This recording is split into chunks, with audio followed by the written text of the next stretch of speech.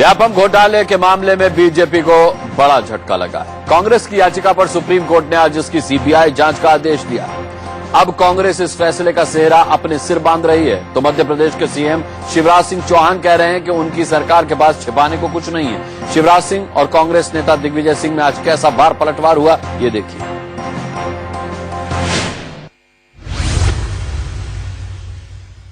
जिस प्रकार का ये घोटाला है और जिस प्रकार का ये भ्रष्ट नेता, राजनेता, अधिकारी, आईएएस, आईपीएस जैसे लोगों का इस गठबंधन में इसमें शामिल है, पूरी सरकार की व्यवस्था इसमें शामिल थी। कांग्रेस तो मध्य प्रदेश को बदनाम करने का काम कर रही थी। ऐसे ऐसे मुख्यमंत्री मैंने नहीं देखे, पहले के मुख्यमंत्री नहीं देखे। 10 साल जो रहे और प्रदेश को बदनाम कर रहे हैं। मैं कहता हूं कि शिवराज सिंह चौहान से दुश्मनी है तो मुझसे बदला लो। मध्य प्रदेश को बदनाम करने का काम क्यों कर रहे थे? ऐसे मेरे प्रदेश की इमेज कर दी कांग्रेस के मित्रों ने कि मन में तकलीफ और पीड़ा थी।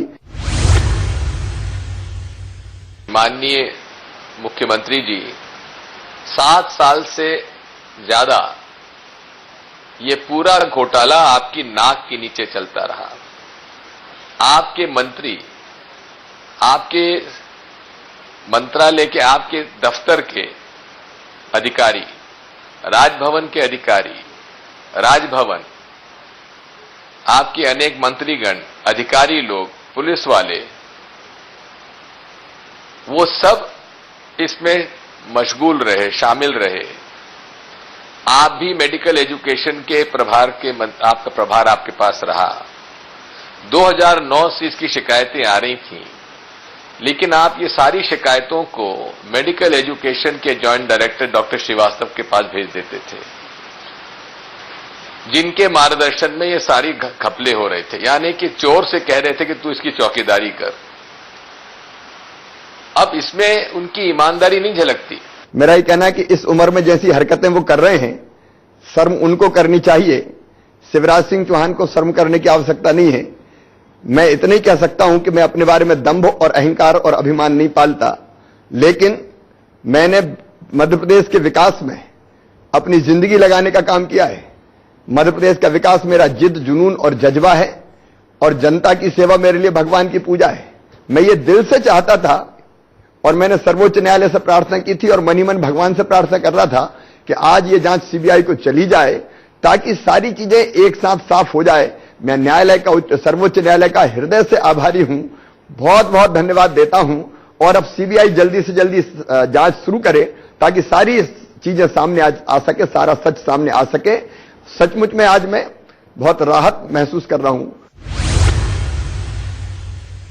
जनमानस का विश्वास अब उठता जा रहा है। लोग समझते हैं कि अगर जुगाड़ है, पौवा है तो कुछ भी कर सकते हैं। उस विचार को हमें समाप्त करना पड़ेगा। ऐसा वातावरण बना दिया कांग्रेस के लोगों ने जैसे हत्याएं हो रही हो, शिवराज की जगह सबराज हो गया हो। अब जब इस तरह के आरोप लगाए जाए तो ये बहुत जरूरी था कि सारी चीजें साफ होनी चाहिए। इसलिए खुले दिल से मैंने प्रार्थना की कि अब सीबीआई की जांच होनी चाहिए। और अब मैं सीबीआई को प्रार्थना करता हूं कि जितने जल्दी ये जांच शुरू हो जाए और जितने जल्दी इसके परिणाम आ जाए उतना अच्छा होगा। सीबीआई की निष्पक्षता पर हमको भरोसा है, लेकिन माननीय उच्चतम न्यायालय से हम लोग यही प्रार्थना करेंगे कि वे एक एसआईटी का गठन करें जिसमें कि ऐसे लोगों को रखें जो जिसमें कि जनमानस में उनकी छवि एक निष्पक्षता की है, ईमानदारी की है। क्योंकि इसमें बहुत बड़े लोग हैं, बहुत बड़े बड़े पावरफुल लोग हैं जो प्रभावित करने की परिस्थिति में हैं। वो यही दिग्विजय सिंह जी जब हाई कोर्ट गए थे तब कहा सीबीआई की जांच के लिए, हाई कोर्ट ने इनकार किया, कोई आवश्यकता नहीं है। जब ये सुप्रीम कोर्ट गए थे तब सुप्रीम कोर्ट ने कहा सीबीआई जांच की आवश्यकता नहीं है। अब जो बात सुप्रीम कोर्ट कह चुके थे, जो बात हाई कोर्ट कह चुके थे कि अब जांच अच्छी चल रही है, सीबीआई जांच की आवश्यकता नहीं है, तो हमने उनका आदर किया और हमारा उनमें विश्वास है। लेकिन कांग्रेस का भरोसा उनमें नहीं था। आज भी अगर जांच की बात आई है सीबीआई की तो कोई कांग्रेस के कहने पर यह सीबीआई की जांच नहीं हो रही। एसआईटी माननीय उच्चतम न्यायालय के द्वारा नियुक्त की गई, उसके मार्गदर्शन में, उसकी समीक्षा में सीबीआई का इन्वेस्टिगेशन होना चाहिए। हर हफ्ते उस इन्वेस्टिगेशन की समीक्षा ओपन कोर्ट में होना चाहिए, जिस तरह से हवाला डायरी का केस हुआ था, जिस तरह से 2G का केस हुआ था। ऐसा ही सीबीआई की जांच की रिपोर्ट भी आएगी तो वो कहेंगे अब आईएसआई से जांच करवाइए, आईएस क्या है उससे जांच करवाइए, या अमेरिका के कोई जो जांच एजेंसी उससे जांच करवाइए। इनका मकसद ये थोड़ी है कि ये जांच करवाना चाहते हैं, ना इनका मकसद मौतें हैं, मौत की सच्चाई पता करना है, ना इनका मकसद व्यापम है। इनका मकसद तो है शिवराज सिंह चौहान को बदनाम करो, मध्य प्रदेश को बदनाम करो। इनने मध्य प्रदेश का बंटा ढार कर दिया था, सड़क नहीं, बिजली नहीं, पानी नहीं, चारों तरफ तबाही थी।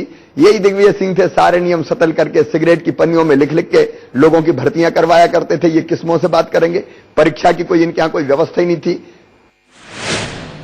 अंदर की बात यह है कि दिग्विजय सिंह इस मामले का क्रेडिट पूरी तरह खुद लेना चाहते हैं, जिससे कांग्रेस के भीतर उनका ग्राफ ऊपर चढ़े। उधर पार्टी के आला नेताओं से पूरा भरोसा मिलने के बाद शिवराज भी मजबूत जमीन पर खड़े हैं, इसीलिए वो हर सवाल का सामना करने को तैयार दिख रहे हैं।